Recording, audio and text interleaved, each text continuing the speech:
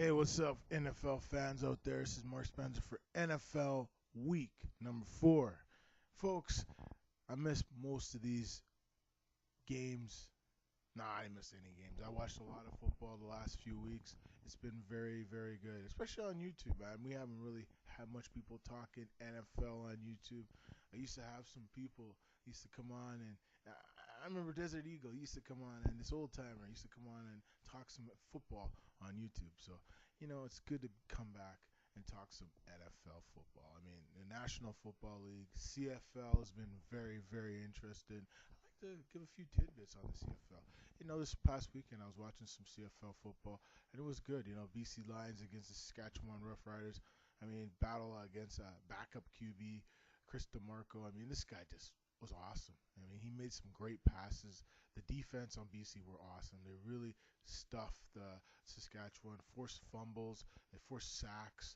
They were just involved. Saskatchewan is the favorite this year. I mean, they are stacked with G. Roy Simon, Chris Getzlav. I mean, they have some really, really good players on Saskatchewan. The running back's one of the top players in the league. Their quarterback's one of the top quarterbacks in the entire CFL. I mean, one thing about the CFL is it's an offensive league. Let's look at the Chicago Bears. They are playing some amazing football of late. They've got off to an amazing start to the year. They're 2-1. They're playing good. They beat what was they beat recently? They beat Minnesota recently. I mean, Mark Trestman's system is working wonders right now. So, I mean, in the offseason, I could see some more CFL coaches heading to the NFL because, I mean, Trestman's working. I mean, even some quarterbacks might get an opportunity in the NFL more, and even the defensive players because, they have some really good players in the CFL, like a Cam Wake.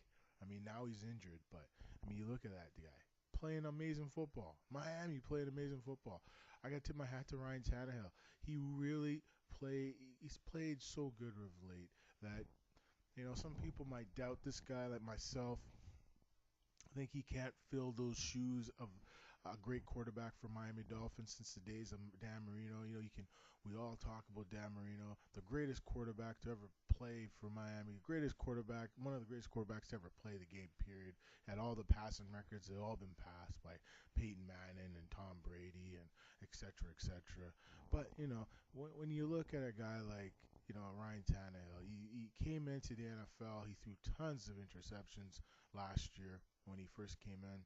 And, you look into his second year in the National Football League, you look at a guy that is starting to grasp the NFL. He's starting to grasp the speed of the game. He's starting to get better chemistry with his wide receivers. And it doesn't hurt to get one of the top free agents in the offseason and Mike Wallace to help you out.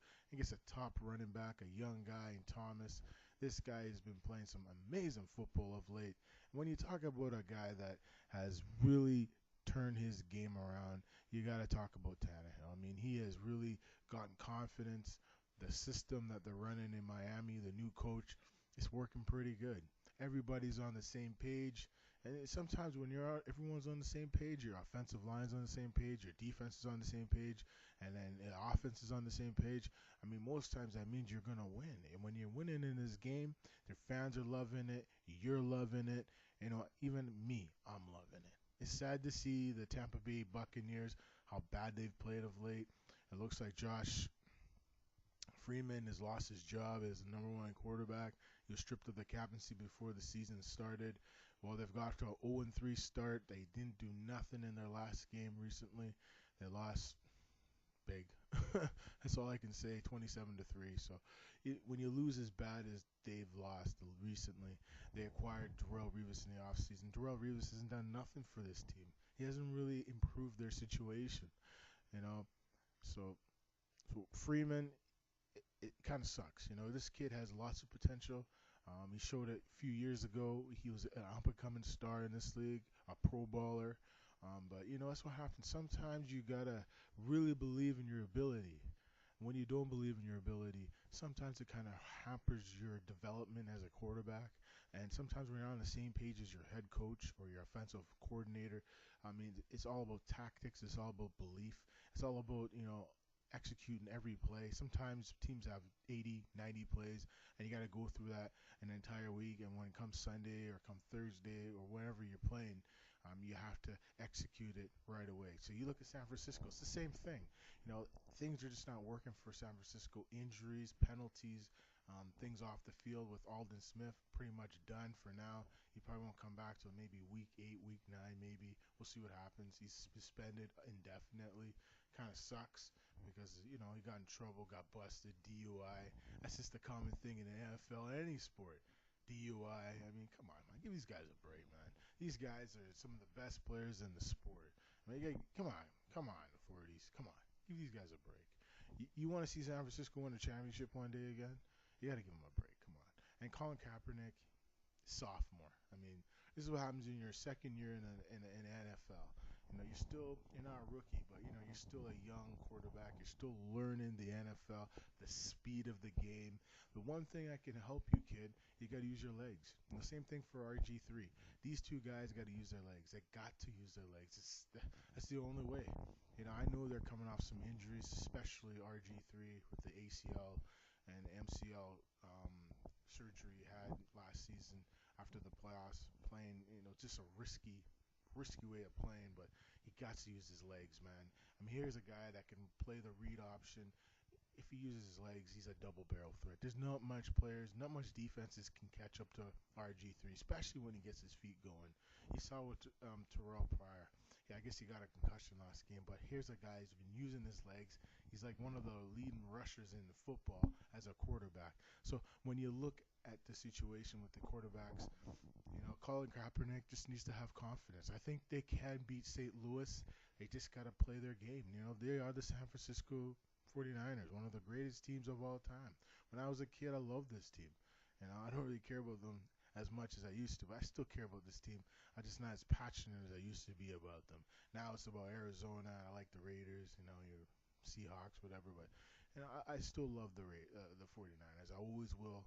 When Joe Montana was there, when Jerry Rice was there, they were awesome. They were my team. I lived and died by that team. Even though I was a little kid at the time, back in the 80s, 88, 89. I was like 6 years old. But I love that team. I love that team. I had the pictures. I had the books and stuff. I remember it all. Even the cards and stuff. I used to have that. I used to just look at it and say, hey, Jerry Rice. And he'd come up on the television and be like, Jerry Rice. It was cool. So when you really think about it, guys, St. Louis versus San Francisco, I think San Francisco is going to win this big. I think they'll win it by 10 points. They'll cover the spread. They'll dominate. It's Thursday the game is. Today's Wednesday.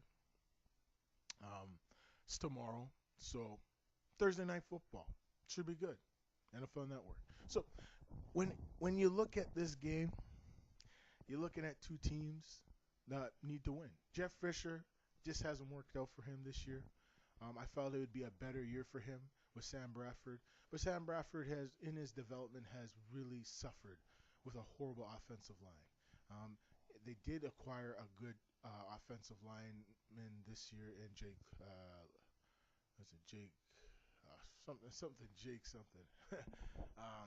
So they did acquire someone in the offseason, but he got hurt, and you only hope he gets back and they can help this team win. So Jake Long, sorry about that. He's a former number 1 pick from Miami. So this guy, he needs to stay healthy. Their wide receivers need to get open. Sam Bradford needs to throw the football and don't throw interceptions. He needs to get more involved. The most important thing, if they're going to win tomorrow over San Francisco, is that they got to give Sam Bradford more time to throw the football. The running back on this team, the young running back, needs to get the job done. The defense needs to step it up and try to stop Kaepernick, make sure he doesn't throw the football. And I think he's going to throw it. I think Kaepernick's going to really expose St. Louis. He's going to use his legs. He's going to run, and he's going to throw the football. He's going to be the Kaepernick we all know, and the Kaepernick that got to the Super Bowl last year. I think he's going to turn his game on for this one game. I think Colin Kaepernick is going to be a dominant force in the game tomorrow. There's no doubt in my mind that he is going to be the man. There's no doubt. There's no doubt he will be the man when it's all said and done after this game. And, you look at the other games coming up Sunday. You look at the Patriots in the Sunday night football game. It should be an interesting game. It could go either way. It's a tough opponent they're taking on, so we'll see what happens. I have to see who they're playing. I think I know who they're playing, but I have to go double, triple check. But you know, I think they'll win the game they're playing. And you look at Pittsburgh, who after an 0-3 start, they're just struggling on all levels. Injuries. Ben Roethlisberger is taking a punishment back there as a quarterback. He needs to, his running back needs to get it going. He needs to take some pressure off of Ben. His wide receivers, he needs some wide receivers. He doesn't have anybody. They need to maybe sign somebody, get someone off the street or something, because I really feel that Ben Roethlisberger is still a great quarterback. And you look at the Giants, have just been awful this year. Tom Coughlin give them a schooling, basically a tongue lashing after the game. So I think he believes in his team. I still believe in the Giants. I think they'll get out of this funk. Might take a little while. If they don't, I think they got to maybe bench Eli Manning and bring in the backup QB, see what he can do. Because if Manning keeps throwing interceptions after interceptions, keeps fumbling the football, I think you got to pull him out of the game and put someone else in that's going to get the job done.